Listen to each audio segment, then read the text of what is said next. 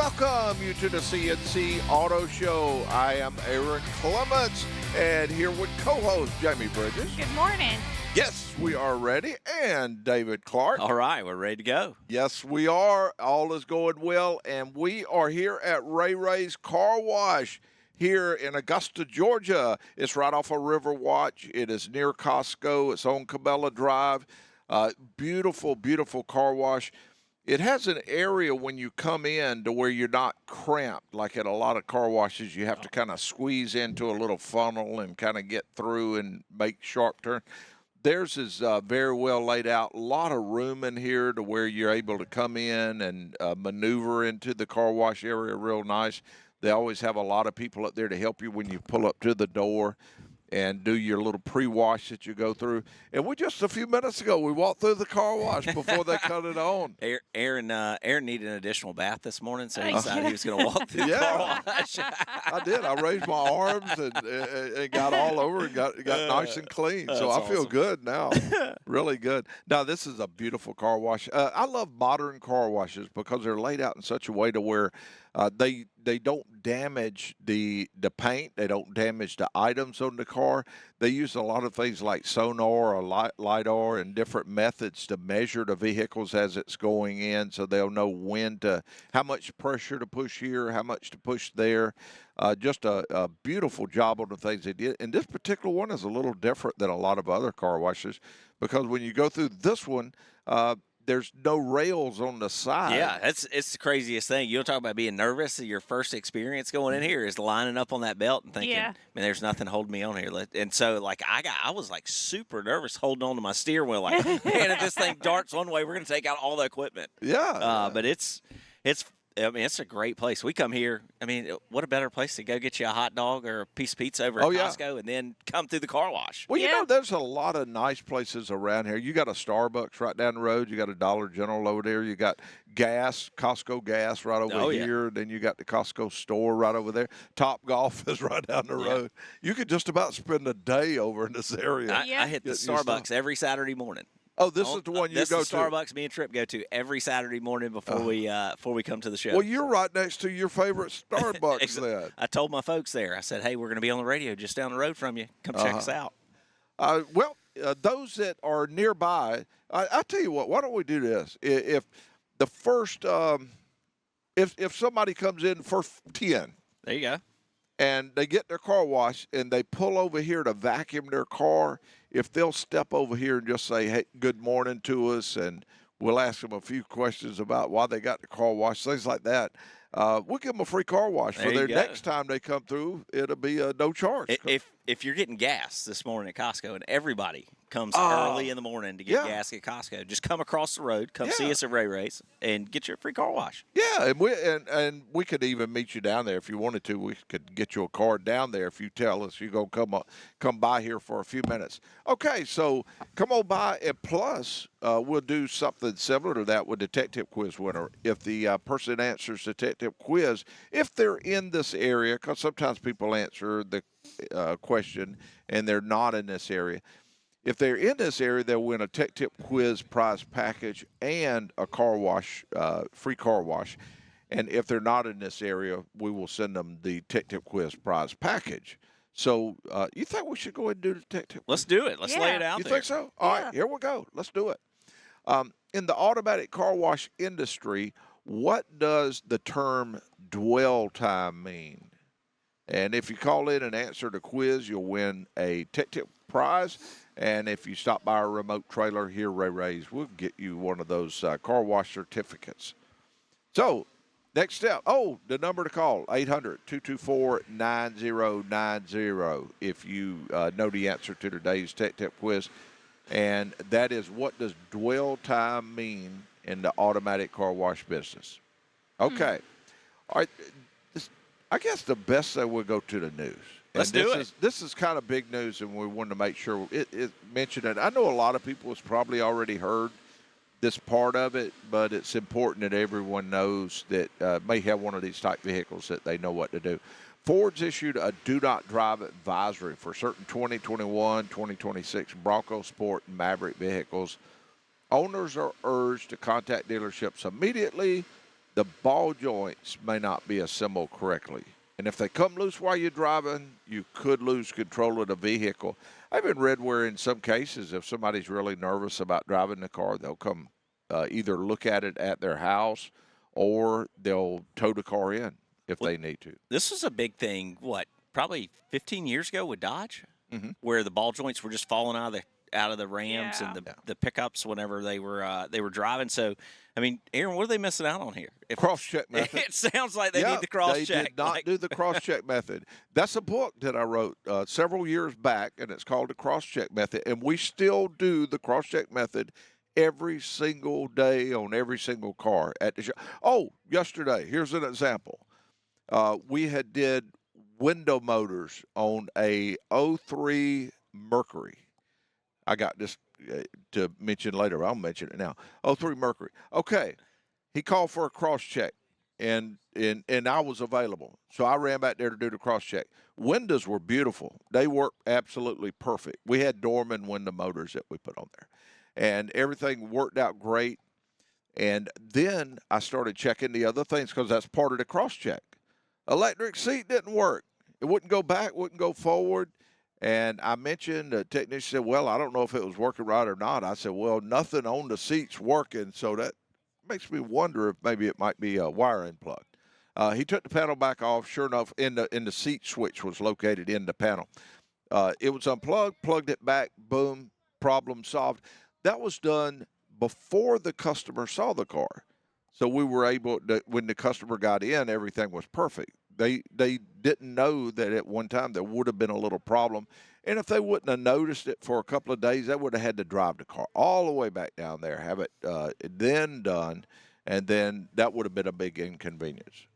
We got somebody right here behind us. Oh, we do? Aaron. Okay, well, let's bring them on up here. Ready to tune in. He must be listening to us. Yeah, fantastic.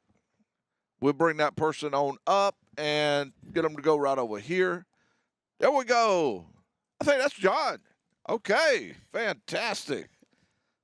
All right, we will. Okay, good morning and welcome to the C&C Auto Show. Have a seat. Good morning, Aaron. All right, so you are here this morning. Do you plan to get your car washed also? Well, I did, but they're closed right now. I drove over the gate. It's broken. Yeah, they'll be open very shortly. First, I want to give you your car wash card. I love free. Yeah, so you'll have Everybody that. does. Yeah, your Ray Ray's car wash. John, you now you got a story about.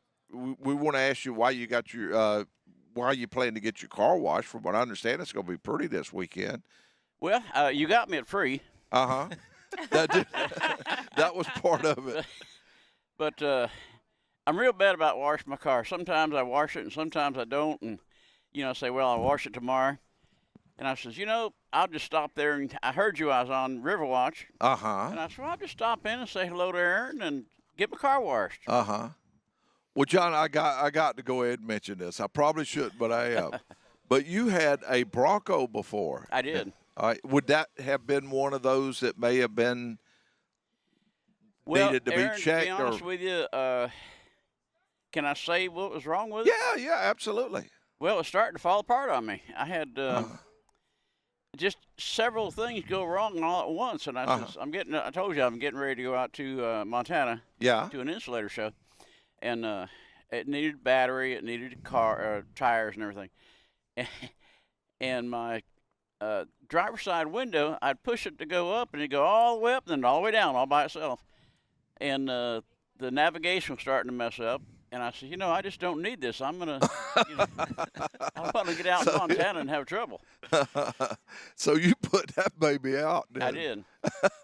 And I do like this one. I really do. Beautiful Mitsubishi car. looks good. Now, what type vehicle is this? This is a Mitsubishi.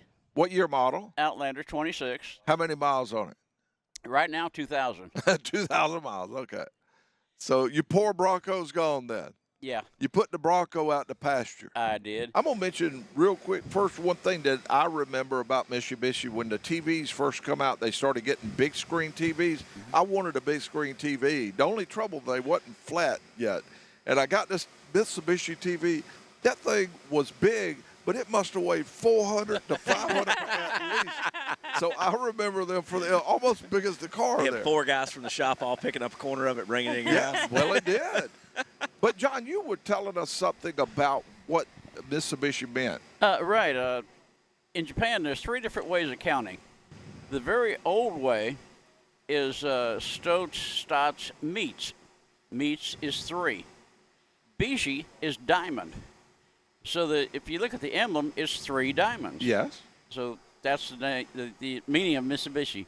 Uh-huh. Oh, that's neat. I didn't know that. Mm-hmm. Yep. And I'm going to try the tip quiz if I can. Oh, you are? Let's go. Okay.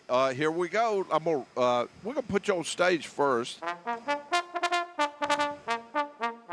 In the automatic car wash industry, what does the term dwell time mean? John, all eyes are on you. Well, I'm going to take a stab at it. I'm going to say it's the amount of time that the vehicle stays in a certain station within the car wash. Well, what happens in some of the stations also? You already got it. I mean, you're good, but the timing and everything of the rotation of the brushes and everything. There's a reason why. The crowd came in when I was. But there's a reason why they leave them in certain stations a certain length of time. The dwell time is the time that you're correct, that it stays in a certain station, but it does that because when certain soaps go on, the chemicals need time to do their work. And like certain chemicals, you might have some type of soap that might need to stay on the vehicle for like 15, 20 seconds, 30 seconds, a minute. And they want that to stay on there because that's what you want it to remove or dissolve any of the road debris that's on the car. Of course, if it's going on the wheels, you would want it to dissolve the brake dust and do that. And then it washes off. You don't want to leave it on too long because then it might dry and that'll cause spots and other issues. So the dwell time is the time it stays there, but it's staying there because it might be leaving a chemical on during that certain length of time. So all of that's just one of the recipes in a car wash. There's a lot of stuff that goes in to a car wash like this, and just the length of time chemicals stay on is just one part of it. The pre-wash, how long it goes through with the blowers going, just so many things involved in that to do a good one. I have. But you are the winner. I got to get going here. But Hey, good to see you. John, thank you. We appreciate you stopping by. Thank you. Okay. And John is the winner of today's Tech Tip Quiz. And he come by, and he'll be going through, grabbing a car wash. And if you are in the area, come on by, and we will fix you up with a car wash.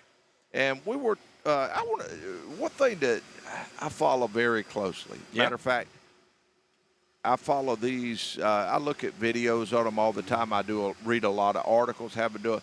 But I love the EVTOLs or the flying. Some people call them a flying car. I don't really look at it like that.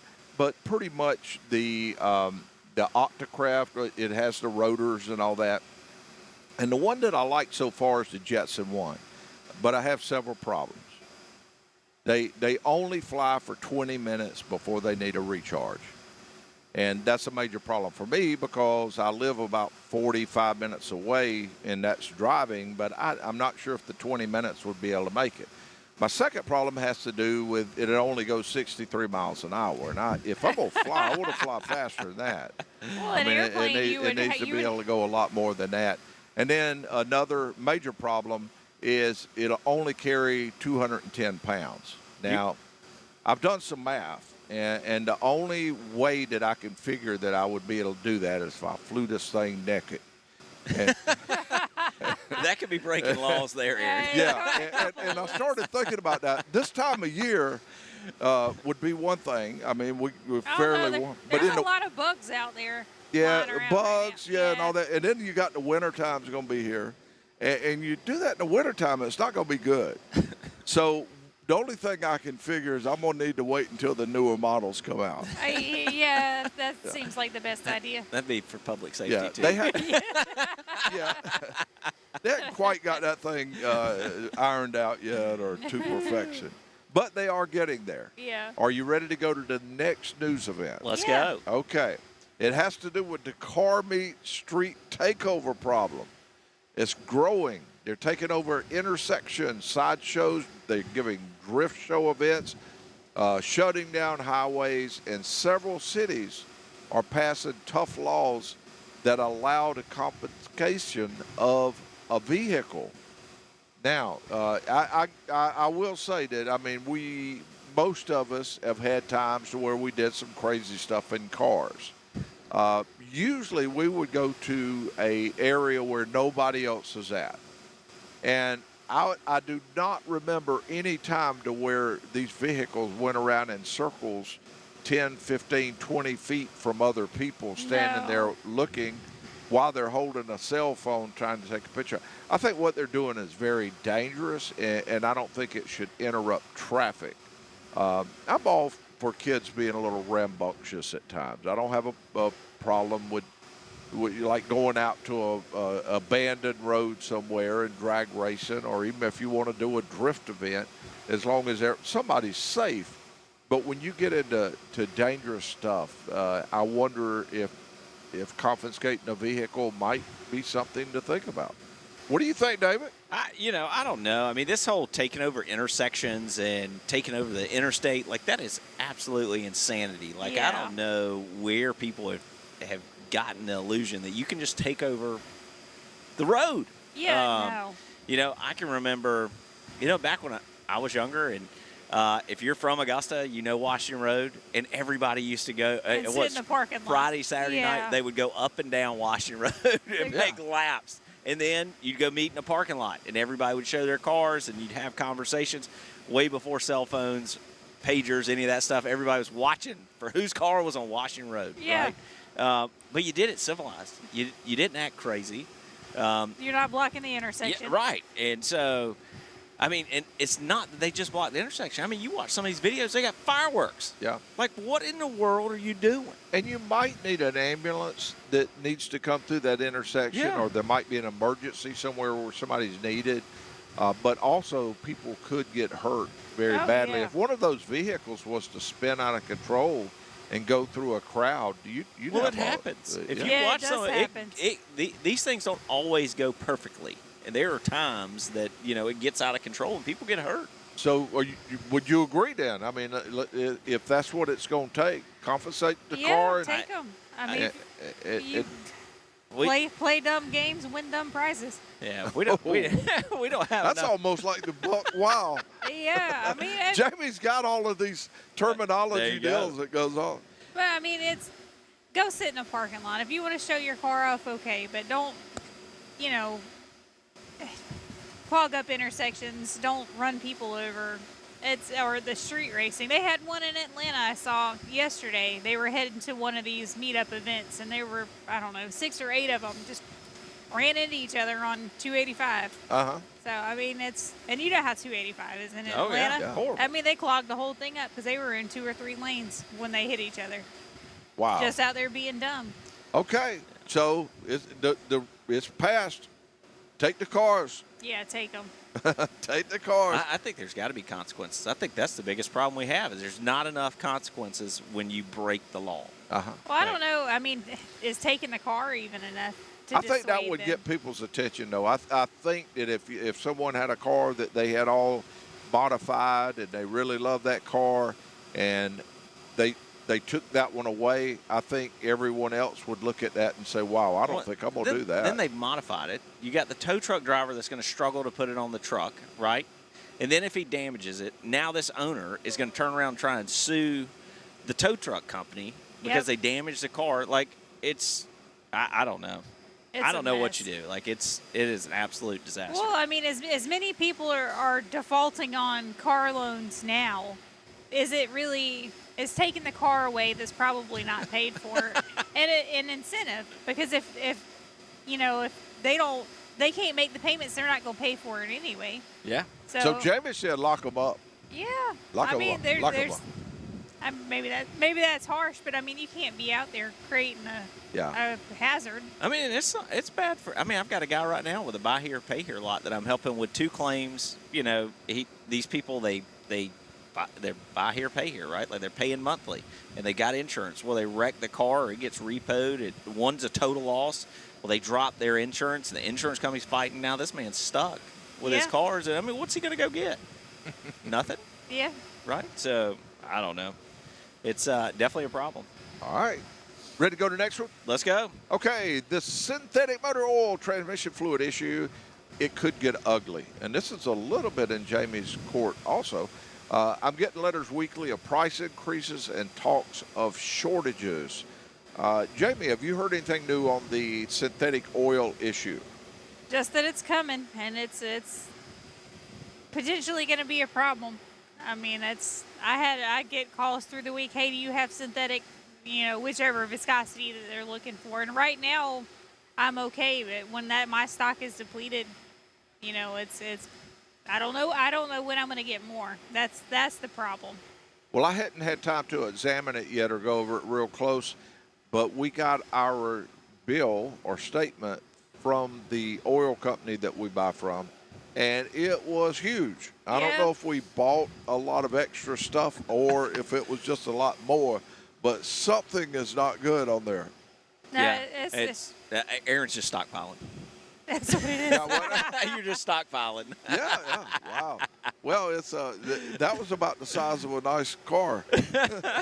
Yeah. So, what I'm saying is, people be on the lookout. There's a chance that your oil prices might be going up. Don't slap your technician. I mean, you can't help it. It's going to cost more. It has to do with the Gulf War. Same reason that gas is going up. From what I understand, the factory that has to do with Group 3 base oils that help to build the full synthetic area of it is it got blown up. And so now we got an issue. It's going to take a year or so to get it built back. You know, as more and more time goes by, older cars seem like the way to go. Without the sensors and the special oil blends and the computer and everything else that goes with them. New car purchasing is way down. Yeah. Like that's another big thing out there right now. You're just not seeing people jump out there and buy them. So we got that on the list of things to talk about there. Hit that Ready to go to the calls? Let's do it. All right. We will go to Shermer. Welcome to the C&C. Hello, Aaron. Yes. Hello there.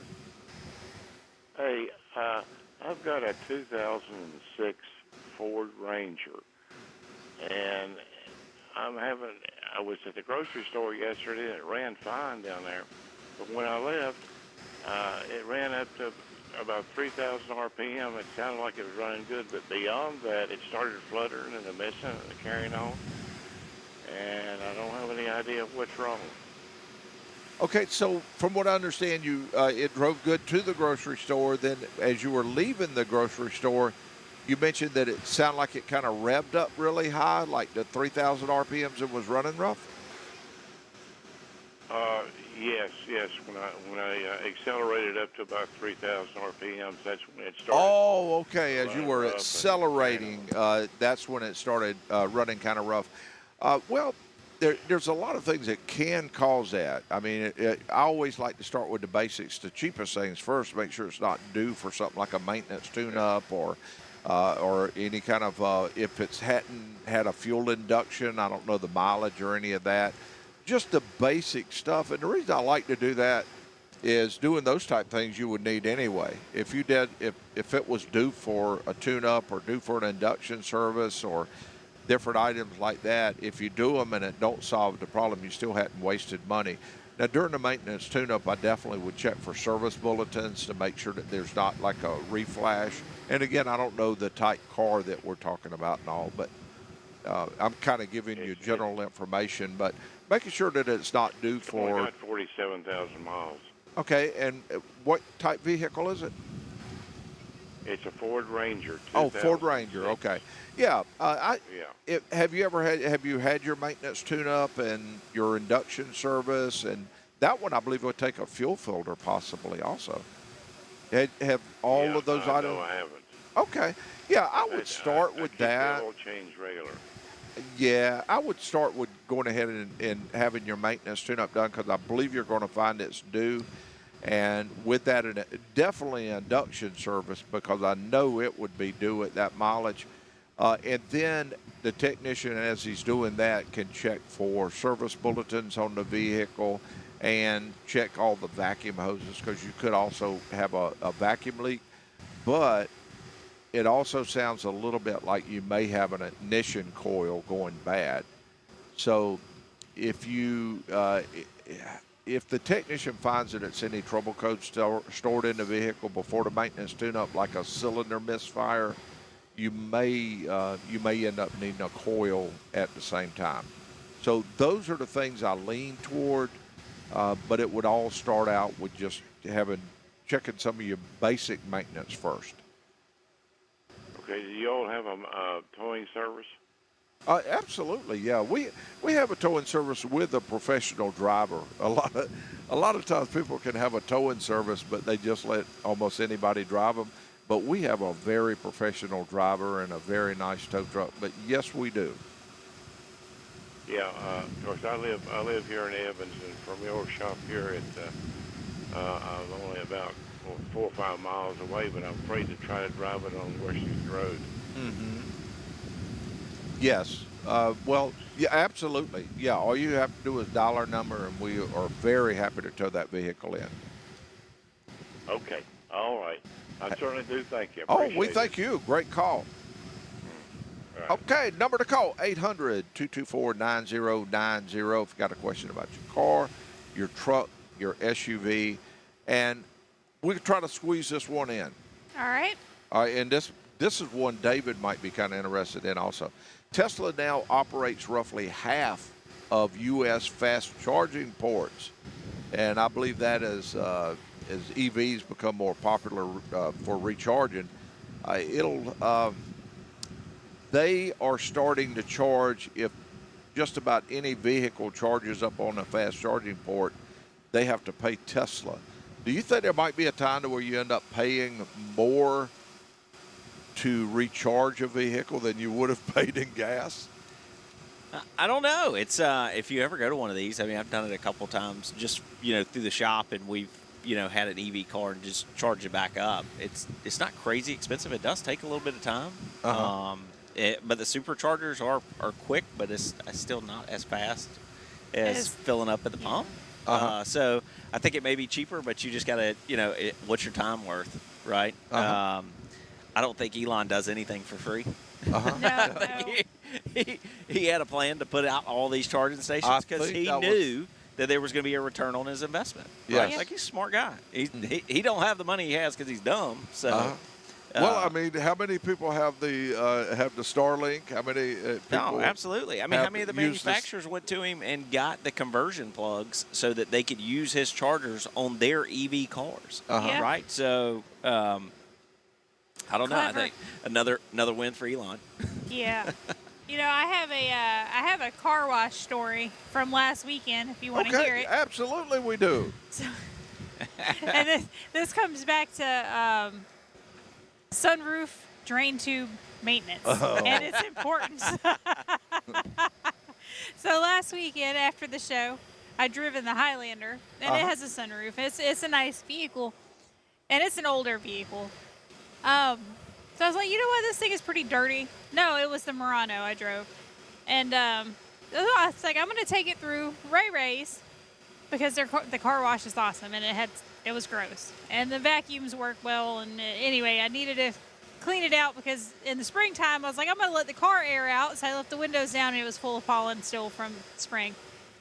So I pay for my car wash. I go in the car wash. I'm 75% of the way through the car wash, and all of a sudden, sunroof starts pouring water out of it. Ooh. A little back up. Like somebody turned the faucet on halfway, and it just ran, and it right in the middle of my lap. So then I couldn't go anywhere else for a while because it looked like I'd peed your pants. Yeah, peed my pants. It was bad. And there was nothing I could do. I'm sitting in there going through the car wash trying to catch it, and it's just overflowing out of my cupped hands. It was bad. So anyway, clean your drain tubes on occasion. Well, it probably felt kind of good, though. I mean, it was. Oh, not. It was awake after that. You were just trapped. I was flooded on. That's all I could do was just let it happen. There's nothing else to be done. That's a common thing in the body shop. We used to run into all the time. People would come up and they would have water coming in the car, and majority of the time it was the drain tube on the sunroof, and people just don't realize those things get clogged. Yep. And then the water will back up. A lot of times it backs up in the floor. Yeah. Right? It's not drain. It gets all the way down there to where it's supposed to go out right at the rocker, and that's part of it's clogged up, and it backs up, and then it just spills into the floorboard. So the reason in the springtime I was letting the car air out was it smelled a little musty. Yeah, well. And then the pressure of the water and the air through the car wash just, forced it the rest of the way in. So there we go. Where else can you hear a nice car wash story on a Saturday morning? The car was great. It was nice and clean on the outside when I got done. Yeah. And a free interior. You got a free interior dampening. cleaning. There you go. Well, you can go around and vacuum all the water out. I got as much as I could. I couldn't do nothing from britches, though. Well, you can listen to us on your favorite station, or you can go to Facebook.com and watch us live there, or you can go to CCAutoShow.com and you could watch us live that way. And we have being here at Ray Ray's. If you're in this area, stop on by, and we will see about getting you a little gift card for your next car wash to go through. And we will also, if you win the Tech Tip quiz, if you're in this area, we'll get you one of those along with the Tech Tip quiz prize. Ready to go to the Tech Tip quiz? Let's do it. All right, here we go. Bill was near the beach driving his 2024 Jaguar F-Type, and that's about a $125,000 vehicle. Ross pulled up and goosed it a little bit a few times, and then poured acid on Bill's Jaguar, and then punched it and just flew off. Bill could not catch Ross. Why would Ross do this? If you know the answer to the question, give us a call. And that is 800-224-9090. And also, if you would like to join us on a conversation, you can give us a call, because we are talking about all types of news type conversations, and we would love for you to join in, give your opinion on some of these. So are we ready to go to the news? Let's go. All right. The next one. Stellantis and Jaguar Land Rover have signed a memorandum of understanding to explore opportunities for collaboration on product development in the United States. Now, I personally didn't like the ad campaign that Jaguar did. It wasn't something that drove me crazy or I was crazy. It just didn't have anything to do with their car. And I think it was very foolish. So Jaguar's made some pretty foolish decisions. You think it'd be something good for Stellantis and Jaguar to kind of connect together a little bit? I guess if if JLRs want to reduce their quality. Yeah, I was just thinking that same thing with all the other problems that Stellantis has. So, I mean, what's the worst that can happen? Yeah. I do. I think that they have run into a few issues as far as the way that goes. So I don't think it's a good idea for Stellantis to kind of connect together with Jaguar or Land Rover. Not really a great idea in my opinion. Well, I think it's good for Stellantis. Yeah. I don't think it's great for JLR. No. Well, I don't know. I think it's the other way around. Really? Yeah, I think it'll hurt Stellantis more than it will Jaguar. Oh, yeah. That's what. Yeah. Okay. Okay. Okay. I wanted to mention this. I think this is something, and plus I want your opinion on what your thoughts are. Partly because of the higher gas prices, hybrids are more in demand than ever. And I was curious on how much a person would save by buying a hybrid. So I went to ChatGPT because I just wanted to get its idea. That's where all the educational wisdom comes from. Well, I think it's amazing to be able to ask different questions. So I ran it past it. And so it turns out if you purchase a hybrid vehicle that gets around 50 miles per gallon over a comparable car with a gas engine that gets 30 miles per gallon, and you drive around 15,000 miles a year and pay about $4 a gallon for gas, you would save a whopping $600 a year. Now, the hybrid would cost you somewhere around $3,000 or $4,000 more because they do cost more because of the extra technology. Now, going that route, it would take you almost 4 years to break even by getting a hybrid. And the reason I say that, hybrids are good. There's a lot of hybrids I really love. They're kind of dripping with beautiful technology on a lot of them. But don't go in there thinking because you're going to get 5 to 10, 15 miles per gallon more that you're just going to save this huge amount of money. Oh, they might right now. Well, yeah, and you are right to that point, Jamie, because as gas prices rise, those savings are more. If you drive more, those savings are more. That's the reason I say with ChatGPT, it's so easy just to feed your figures in there. Just say, hey, this is the amount I expect to drive. This is how much extra the hybrid would cost me. This is the cost of gas right now. What do you think? Should I get a hybrid? And it'll answer your question. I mean, I don't know. AI is fantastic, but there's still some. I only trust it so much with the answers that it comes up with. So. Well, you can't mistake the math. I mean, it shows as long as it's mathing the right way. Yeah, it shows you exactly what the math is that you're using, and so you can't really deny that part of it. We were talking about the declining in car sales. Yeah, they went down roughly about 1 million customers since 2020, somewhere around in there. They wasn't too worried about that, but then they got the word that it may be declining again, and now they're starting to get a little bit worried. And I think they should. I'm going to tell you what I'm worried about, just my thoughts. The prices are higher than they've passed what an average person. It used to be you could buy a good vehicle, fairly nice transportation. There was some as low as $15,000, $20,000. Now it is very difficult to find any new vehicle for under $25,000. Average car is $50,000. Yeah, and in most cases, if you get one with any options at all on it, you're going to spend $40,000, $50,000. Yep. So vehicles are very high. My concern is if they do ever bring these Chinese vehicles to America and our prices are up here and the price of a lot of those are down here, I feel like it very well could be the same thing that happened during the Japanese invasion, automotive invasion back in the 70s. Yeah. I mean, they catch us off guard. Everybody act like they didn't see it coming, and then because of fuel prices, the Japanese cars getting better fuel prices, then boom, they just took over the whole market. And I'm worried if we don't look ahead at this and say, hey, we have to do something to get our prices a little bit more under control, then it's going to hit us the same way. So just my thoughts on it. What do you think, David? I think, you got the new act they're trying to pass right now, the Motor Vehicle Modernization Act, that's trying to get through there, that's trying to protect, the American industry and the vehicles that are here, and not have all this influence from China that could come in here and put more vehicles in here for cheaper. And, we've got to make sure we're protecting our home base, right? Mm-hmm. Do I think car prices need to come down? Absolutely.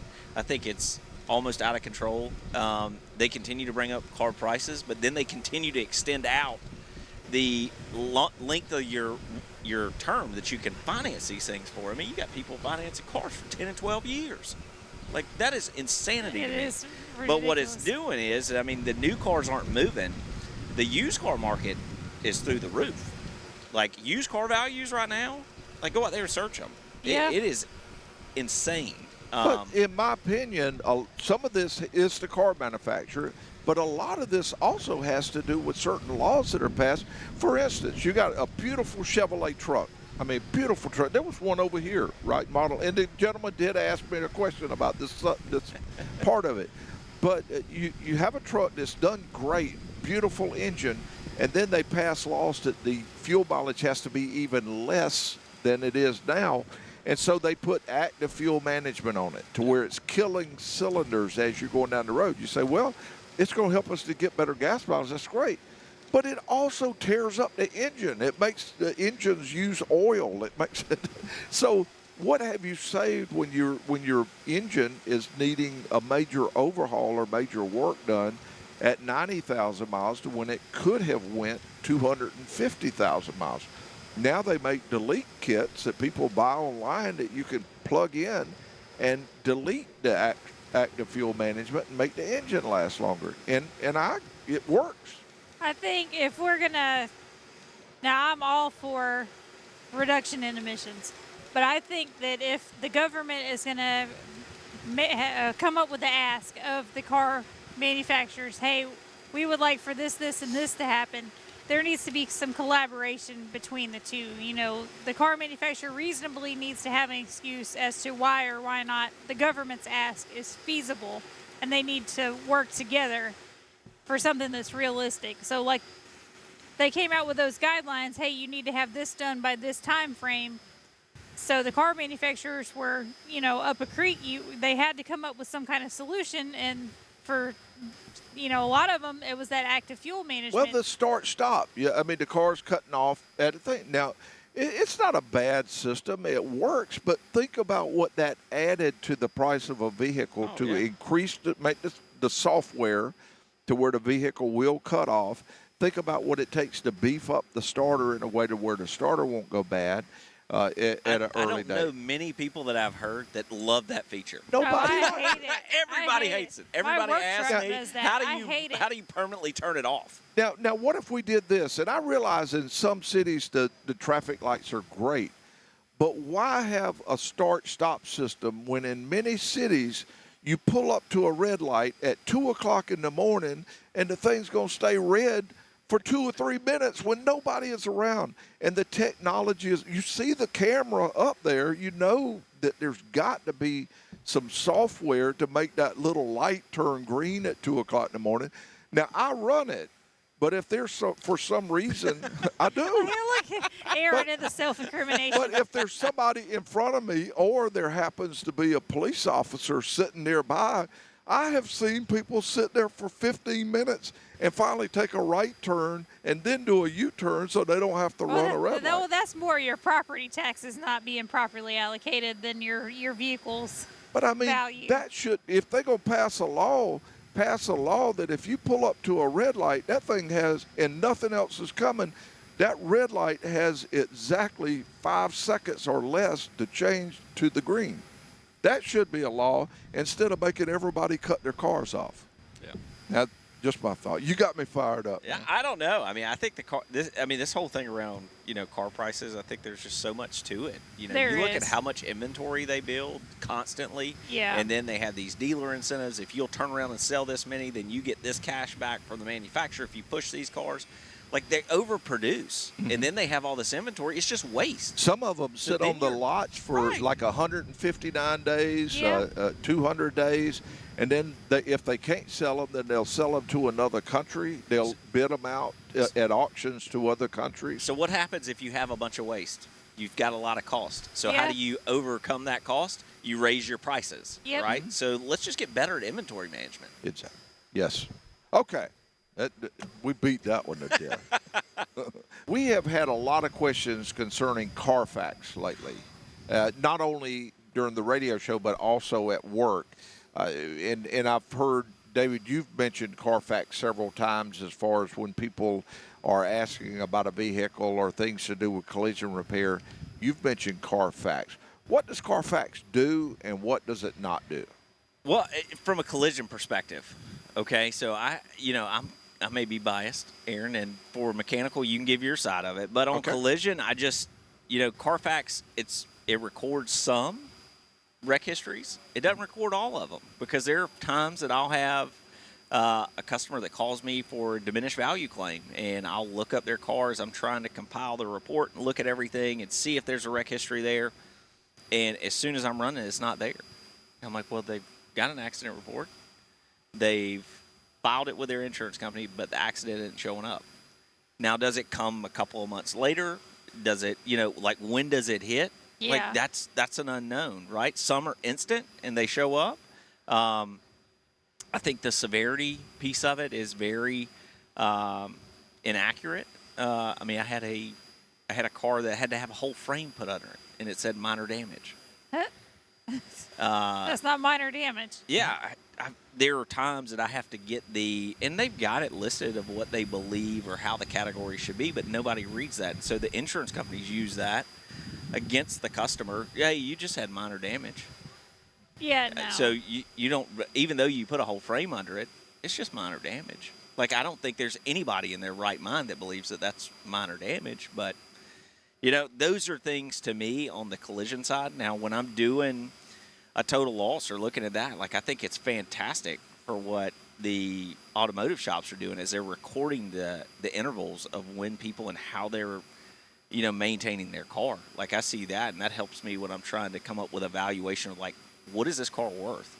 And obviously somebody who takes care of it and well maintains it definitely helps drive that value up when we're working through that. So I think that it is an important part, but it's also good to distinguish between what most mechanical shops see and what collision shops see, or what you would see if you was to purchase a full Carfax report.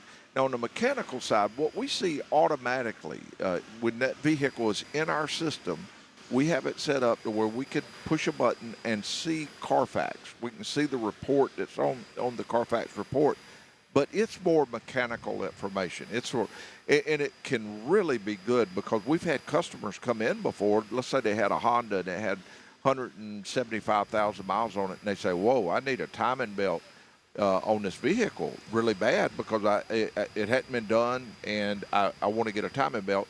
Well, before we start the job, we look at Carfax and we find, hey, that car had a timing belt done at 150,000 miles. That's only 25,000 miles ago. It's not due. You can go another 50, 60,000 miles or more, several years before you're going to be due for a timing belt. So it can save people a lot of money, but on the mechanical side also, it's not complete. So I think that people should use Carfax more as just one tool in the process of taking care of your vehicle, and realize it's little like looking up things on the internet. I mean, don't believe everything you see, but I mean, we still all go to ChatGPT on a regular basis. We all still look at Google on a regular basis, and looking at Carfax is a good thing, but you just want to either verify it or know that it's not complete information. Well, I mean, and again, back to recording accidents, I think it's, great to some degree. I mean, I had Carol called me yesterday. He had a customer that had their elderly parents had passed away, and they were trying to get rid of the car. They just didn't know what the history was on it, so ran a Carfax for him. And Carol was aware of one accident, but there was actually two accidents. There was one, I think, in like 2019 and one in 2025. So I was able to give him that information. That kind of helped them out through that situation. So again, sometimes it's good, sometimes it's not.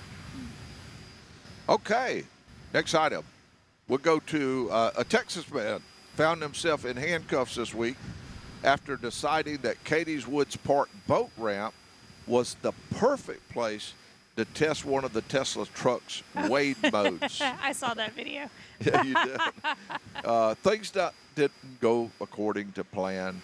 The Cybertruck became disabled, started taking on water, and the drivers and passengers had to abandon the vehicle before it could be recovered. Not very smart. So he drove it down the boat? He did, yeah, because he read about the Wade mode. Okay. Yeah. Now, it don't go on to say if there was any fluids involved in this deal here. I mean, what a brainiac. Yeah. I mean, a little minor water intrusion, according to Carfax. Yeah. I mean, an electric vehicle going in the water, what could go wrong? I don't know. Maybe stay in it and see what happens. Salt water, of all things. So it was they went in the ocean. That's what I thought from watching the video. Oh, well, that's even better. Yeah. Like, no corrosion at all. Like, nah.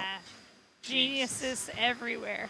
Yeah, and you know what? Elon's going to restrict him from being able to sell it or trade it to anybody. So he's just stuck it's with just it. a brick. We were talking about Carfax. Let's talk about it. Carfax data shows 7 million vehicles on U.S. roads have an unfixed backup camera recall. up 1.5 million since the start of 2026. It's so easy, and I would recommend doing that. I think backup cameras are a good thing, and I just wonder how many things that we can add to these vehicles that would make driving safer and safer, because that is continuing to add price. But backup cameras have been good. I use mine on a regular basis. I would say there are more cars than that. That's just in recalls. On the collision side, what frustrates me more than anything is the amount of cars that are being fixed today and calibrations aren't being done on the car, and they turn around and give it back to the customer just because it's a clear light. There's nothing on the dash. They turn around, they give it back to the customer. I mean, it's just frustrating to me because I see new cars every day that are supposed to have calibrations, and they're not getting done. I educate people and say, hey, go get this done. And time after time, we have callers that call me back and say, yeah, it was out. They just didn't do it. And there are cases to where an item might be changed, let's say a bumper removal or something like that, and the book calls for having a recalibration done, and many times the insurance company says, no, we don't want a recalibration done, so it's not done on the vehicle. I think at least the customer should have the option of paying to have it done, or the option of going to the insurance company and saying, hey, it clearly states here that needs to be done, so we would like our recalibration. Yeah, I mean, I think you got to have the shop that's going to. I mean, it's consumers. I think you've got to know whether it's a mechanical shop or collision shop. You got to know who their customer is, right? Are you the customer, or is the insurance company the customer, right? Yeah. And if they're fighting for you, they're going to figure that out. They're going to make sure it's right. So that's my take on it. I think there's a lot of cars out there. So if you are in an accident, make sure the first thing you ask about is your calibrations. Yes. Yeah. Point blank. Yeah, on the part having to do recalls, we mentioned this before, but I'll go ahead and mention it again. You can just go to nhtsa.gov/recalls and just type your VIN number in, or they even have it where you can put your tag number and state in and determine if your vehicle is due for some type of recall. And if it is, especially if it's something to do with safety, go ahead and have it done. I know sometimes it's an inconvenience, but, I mean, you're talking about a car that if you wait, there's a chance the recall may go away for whatever reason, and you may end up having to pay yourself. So that's what it's all about. Get the things that are no charge, get it done. Hey, let's find out what's going on in the collision consultant safety or collision safety consultants area. Any new event happened this week? The biggest thing that I've been running into this week, I had people that were hesitant to file claims against their insurance. I had one gentleman that called me up. He had a total loss on his vehicle. Kind of went back and forth with the other insurance carrier. They weren't willing to come up on the price, and they actually were shorting this guy about $7,000. And I said, man, well, you got full coverage on your car? He said, yeah. I said, well, just turn it in through your insurance and let them subrogate back against them. Yeah. And he, oh, no, I'm not going to do that. And I'm like, so you're just going to give up $7,000? And yeah, I don't want to file a claim on mine. So, I mean, the mentality, which I'm struggling with, is you pay for insurance, but you're scared to use it. Because if you use it, they're going to guilt you that you used it and raise. I get it all the time. Raise your prices, yeah. But they raise their prices anyways. Yeah. Like people, when you don't use it, they raise your prices. So why pay for something if you're never going to use it? It's mandated that you have to have it. You're paying all that money in. If you go 10 years and you don't use it, they've used your money to invest in other money and make billions of dollars, like they record in profits every year. Mm-hmm. But when you need them, you're feared into not using them. It's definitely been something I've been kind of struggling with talking to people this week. So the insurance company don't give you a call and say, listen, you've been paying this insurance 10 years, and we feel terrible that you've paid that much. You hadn't used any of it, and we're going to send you this back. No. That don't happen? There's no dividend checks coming back. That didn't happen. All right. Hey, I wanted to mention one a job that we had in the shop, and I mentioned a little bit about this earlier, but I thought it was kind of interesting. It was a 03 Mercury Marauder. Marauder. Yeah, that's what it is. Kind of like a Marquis, I think is what it is. It came into the shop, and both of the front windows didn't work. They one was stuck in the down position, so the customer had to do something with that one. The other one wouldn't move; it wouldn't go down at all. So we checked it, and the little cables and all was messed up on the window regulator, and it needed a motor. We always like to do the motor and regulator at the same time. Well, we checked around, and the technician was thrilled because we did find a Dorman window regulator.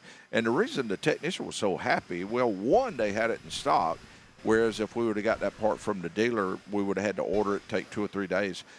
The second thing is when you buy the Dorman, it comes already assembled. You get the regulator, you get the motor, and then there's little brackets that come with the package. And this one has to be drilled out and riveted back on. It even comes with the rivets to put it back on. Huh. So the technician loved that. If we'd have got it from the dealer, it would have took a few days to get it, so the technician wouldn't have been able to finish the job. It would have come in pieces, the motor, then the regulator, and then we'd have had to go find some rivets somewhere and do this. So the technician was thrilled with it. So that's the reason always when we have good luck with a particular item or a company, I always like to share that. And with that, we did have good success. So definitely love the Dorman parts. Yeah, Dorman blows me away every time I go on that website and just try and find stuff for collision. Like, it's just mind-blowing to me. And it's, I think, for my side of it, for the collision side of it, they don't recognize Dorman as much. But it's such an underutilized resource for shops. They have a heavy-duty line, too. It's called Dayton Parts, but it is a Dorman company. Yeah. Mm-hmm. Well, what I like about it is there's some vehicles that we would not be able to repair if it wasn't for a company at least like Dorman, because the dealerships don't make certain parts for vehicles anymore. If it's more than 10 years old, then no. Yeah, then it's very unlikely you'll get it. So that's been a good thing. We've really liked it. It's worked out good. All right, now, next item we'll talk about. We mentioned that last month the Environmental Protection Agency decided to allow higher ethanol content in vehicles, and they did. And after they did that in some of the European countries, they're going to the E20. The U.S. made it possible to sell E15, and now in some Euro countries they're saying E20. Of course, the bad part is this is going to play a heavy toll on a lot of the older model vehicles that are not built for that much ethanol. And pretty much ethanol is corn liquor. Yeah, grain alcohol. Yeah. And that's my other fear. Now, is there a chance that somebody who might have a drinking problem, if they keep adding more and more ethanol to this thing, I don't think your car can build up a tolerance, though. Yeah. Then they go up there and they purchase a gallon of corn liquor from the gas pump.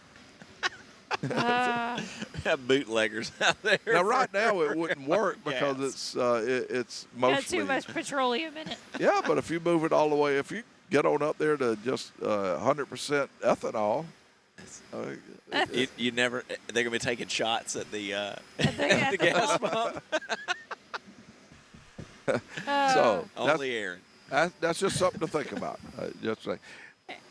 There's our guy. He rolled through with our car wash. Oh, that looks so good. Look at it. There you go. Much better.